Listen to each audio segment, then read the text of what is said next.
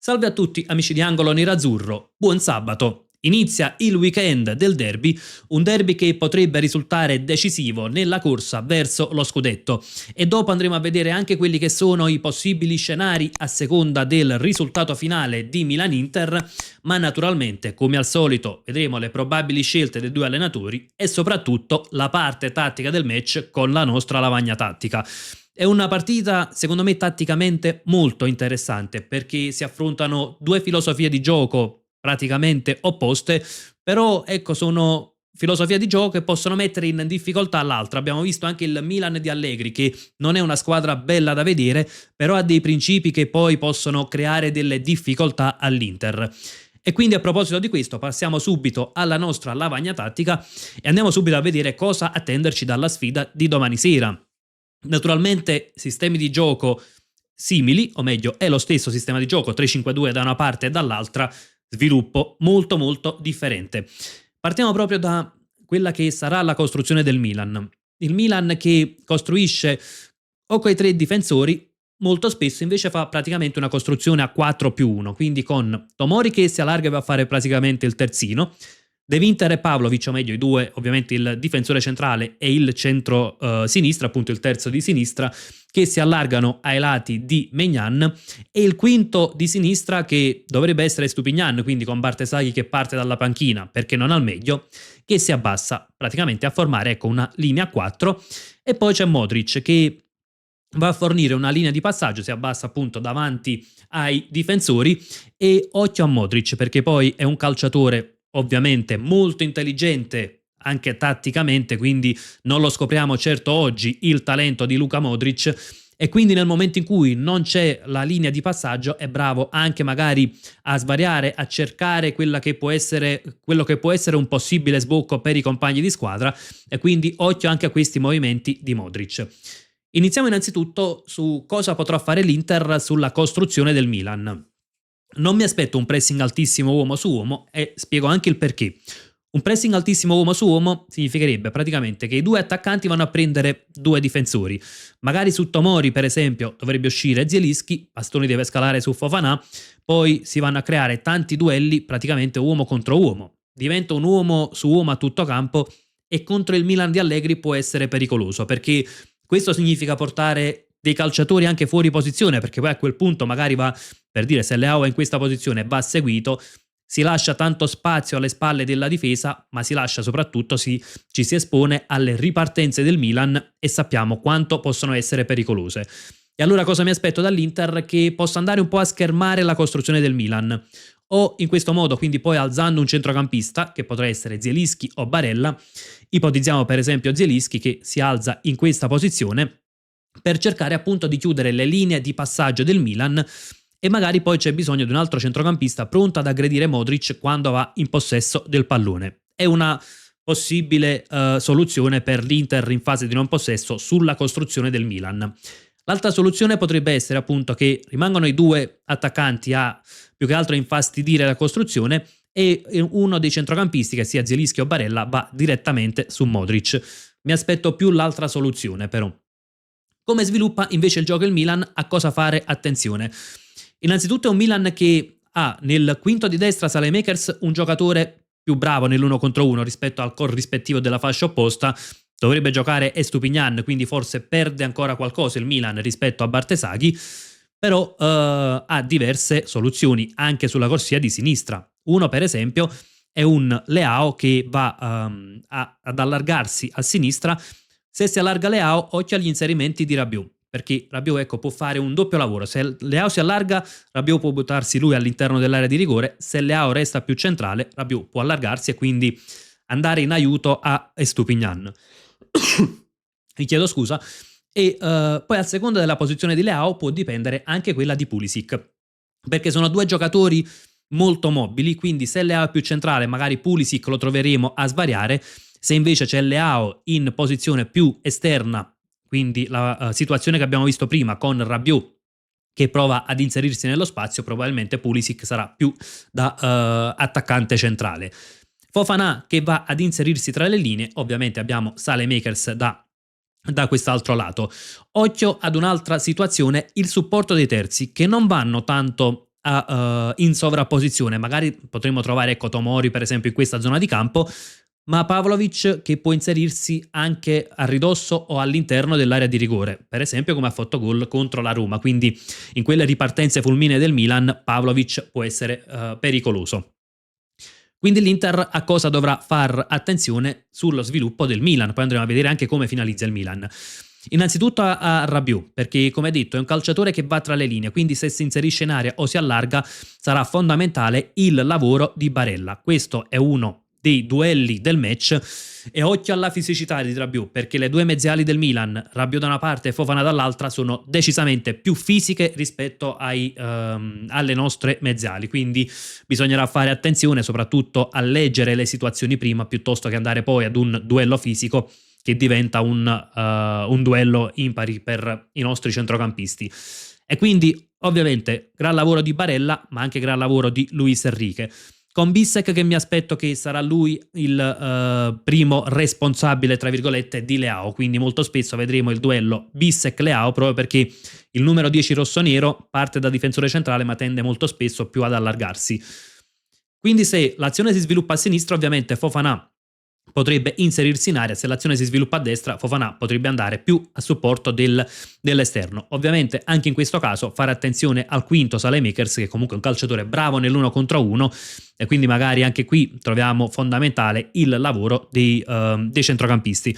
Come finalizza il Milan? O appunto provando ad arrivare al cross al centro, ma spesso avendo ecco due attaccanti mobili, cosa fa? Punta sull'1 contro 1, quindi soprattutto quello di Leao, che poi può servire i calciatori che arrivano da dietro. Come detto, può essere Rabiot, c'è la possibilità che arrivi Pavlovic, c'è la possibilità che si inserisca anche Fofana, insomma fare particolare attenzione, cercare anche per quanto possibile di evitare l'1 contro 1 sulle corsie esterne, naturalmente in particolare con Leao. Passiamo anche invece a quella che è la fase di non possesso del Milan e quindi come può impostare l'Inter. Andiamo a risistemare le pedine e valutiamo anche cosa farà il Milan quando invece l'Inter nel primo possesso.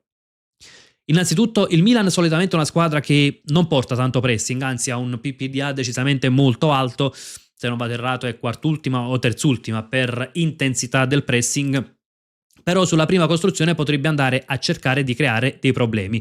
In che modo? Per esempio Rabiot può alzarsi all'altezza degli attaccanti e quindi provare a schermare la costruzione dell'Inter. C'è però un'altra situazione che potrebbe fare il Milan, perché molto spesso la costruzione dell'Inter sarà a 4, quindi con Çalhanoğlu in questa posizione, e c'è il doppio play perché ci saranno Çalhanoğlu e Zielinski molto probabilmente tra i titolari, e quindi cosa potrebbe fare il Milan? Leao e Pulisic possono rimanere diciamo in queste posizioni con Fofana e Rabiot pronti ad aggredire verso il portatore di palla. In che modo? Per esempio palla che viene impostata per esempio cercando lo sbocco esterno, magari Fofana può alzarsi in questa situazione, per esempio possono alzarsi in questo modo, oppure l'altra situazione che Pulisic e Leao vadano a prendere due centrali e Çalhanoğlu può essere un po' compito di Modric, che non mi aspetto che vada a pressarlo per esempio all'interno dell'area di rigore in questo modo, però ecco che sia guardato un po' a vista da Modric e potrebbe essere lui poi a schermare la costruzione di Çalhanoğlu. Insomma mi aspetto un Milan che possa innanzitutto cercare di schermare la costruzione, quindi non andare ad un pressing altissimo e poi magari cercare di aggredire quando per esempio un passaggio all'indietro, un controllo un po' più difficoltoso, oppure per esempio si prova all'uscita sulla corsia esterna, per fare un esempio, palla per dire qui a bastoni, e allora lì si può andare ad aggredire forte sui calciatori in quella zona di campo per complicare la costruzione. Mi aspetto che il Milan possa essere aggressivo soprattutto ad inizio partita per provare un po' a sorprendere l'Inter, per provare un po' ad incutere anche quel pizzico di timore. Ovviamente situazione che abbiamo visto a sinistra che potrebbe tranquillamente abbinarsi anche per quanto riguarda la costruzione verso con lo sbocco a sinistra.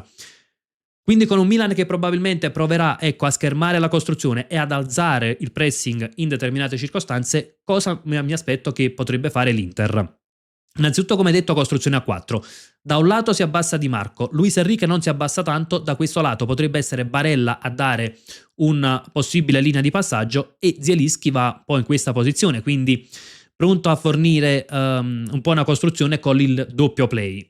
Tante uscite laterali mi aspetto dall'Inter in questa situazione, perché anche se il Milan non dovesse andare a pressing altissimo, anche se dovesse provare solo a schermare, però insomma naturalmente le vie centrali saranno un tantino più bloccate rispetto a quelle laterali. Andiamo anche invece alla fase di non possesso del Milan, quando la palla sarà nella metà campo rossonera. È un 5-3-2 quello del Milan, è una squadra che si mette con un blocco basso, come ben sappiamo, linee anche strette, e quindi troveremo il Milan con ogni probabilità con una situazione del genere. Cosa può fare l'Inter a questo punto? Andiamo a risistemare anche le pedine nerazzurre. Cosa può fare l'Inter quando appunto il Milan è in fase di non possesso? Le vie centrali saranno intasatissime, perché è proprio quello che cerca di fare il Milan, non dare sbocchi centralmente, quindi anche sulla tre quarti sarà difficile trovare i calciatori, per esempio Pia Esposito e Thuram non sarà semplice servirli in questo modo, ma l'Inter può provare a sfruttare le corsie esterne. Quando la palla va sulle corsie esterne, i calciatori del Milan escono forte sul portatore di palla. In realtà, anche quando è più per zone centrali, ecco, quando è nella loro metà campo, magari escono in pressione sul portatore, però chiaramente l'Inter sfrutterà maggiormente le corsie esterne, perché al centro, come detto, di spazio ce ne sarà davvero poco. Quando la palla quindi è sugli esterni, si va ad aggredire forte il portatore di palla, sia che sia sulla destra che sulla sinistra. Cosa potrebbe fare l'Inter? Cercare di sovraccaricare le corsie esterne. Occhio, perché per esempio con la palla Di Marco l'Inter potrebbe trovarsi in spazi intasati, per esempio con Fofana, per esempio Saelemaekers, può alzarsi Tomori, e quindi creare un po' una sorta di densità, ecco, da parte del Milan.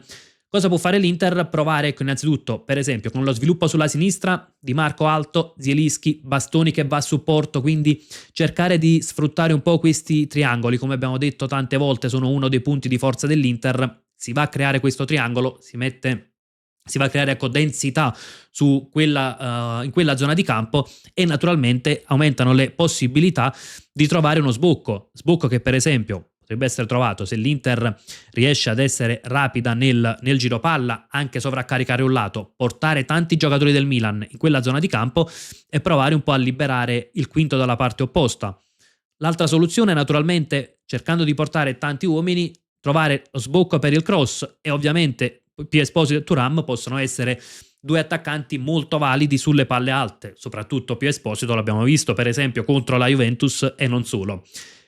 Quando quindi la palla sarà sulla corsia di sinistra, mi aspetto per esempio che Barella sarà tra le linee in posizione un tantino più centrale, Luis Enrique a dare ampiezza.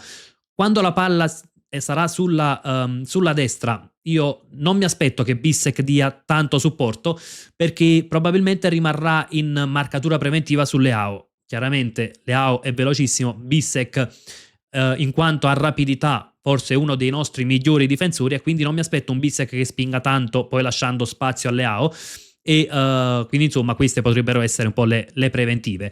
Quindi con la palla sulla destra toccherà probabilmente a Barella allargarsi, che sia in questa zona di campo o con Luis Enrique più centrale e lui a dare ampiezza. È qualcosa che abbiamo già visto, ecco, Luis Enrique tende spesso a tagliare verso il centro, e a questo punto potrebbe essere fondamentale anche il lavoro di Thuram nel dare supporto alle corsie esterne, perché ovviamente per esempio da questo lato può allargarsi Thuram e andarlo a creare così quella sorta di triangolo, ma anche sulla sinistra, anche se ci troviamo in questa situazione, Thuram può allargarsi e naturalmente andare a creare superiorità sulla corsia esterna. Cosa mi aspetto che faranno i due attaccanti? Probabilmente si alterneranno quando, ecco, sappiamo i due attaccanti dell'Inter, indipendentemente da chi scende in campo, uno va in contro, l'altro va più in profondità. Io mi aspetto che tanti palloni saranno appoggiati su Pia Esposito se si va in verticale, perché chiaramente per struttura fisica può essere quello che regge meglio il confronto con i difensori avversari. Magari Thuram è più attaccante da attacco alla profondità piuttosto che difesa del pallone, però mi aspetto che qualche volta anche lui possa abbassarsi verso il centrocampo, e quindi con Pia Esposito più centrale. Però come detto mi aspetto più che, ecco, gli appoggi saranno su Pio, le verticalizzazioni. Ovviamente fondamentale sarà anche il lavoro di Çalhanoğlu in entrambe le fasi, secondo me. sia in fase di possesso e quindi ovviamente con un Çalhanoğlu che chiaramente con le sue qualità può aiutare anche a spostare il pallone da una parte all'altra del campo, come detto si sovraccarica un lato, si deve arrivare dalle parti di Luis Enrique, ovviamente palla che passa gioco forza da Çalhanoğlu.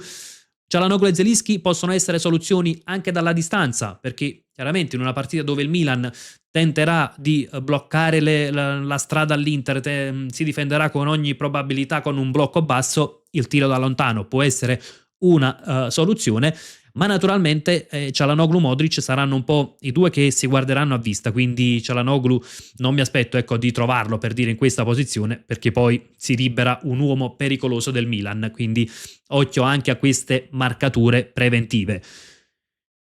L'Inter ovviamente poi, come detto, potrà finalizzare in tanti modi, come sappiamo, col cross, con appunto sfruttando le corsie laterali, col tiro dalla distanza, poco secondo me sull'attacco alla profondità, perché il Milan di profondità ne concede davvero poca, però ecco, magari su un rapido capovolgimento di fronte c'è la velocità di Thuram, se sta bene dal punto di vista fisico può essere anche lui un'arma, però ecco, se dovessi puntare su un calciatore mi aspetto molto più da Pio Esposito e non per il momento più per le caratteristiche. Dicevamo, prima di andare a vedere anche quelle che sono le probabili formazioni, che in linea di massima le abbiamo già viste, cosa può portare questo derby? Secondo me l'Inter ha poco da perdere, nel senso che con una vittoria il discorso scudetto risulta praticamente chiuso, 13 punti di vantaggio a 10 giornate dalla fine, significa che l'Inter può permettersi il lusso di perderne 4 e rimanere ancora davanti anche se il Milan le vincesse tutte.